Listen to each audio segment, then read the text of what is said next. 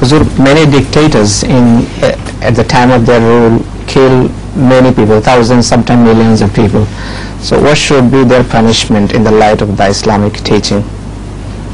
Their punishment on earth can be only limited, because the lives they take are sometimes millions, but possess only one life.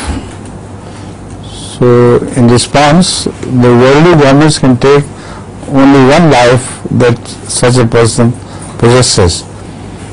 But Allah can prolong His punishment until all the lives He has taken are revenged.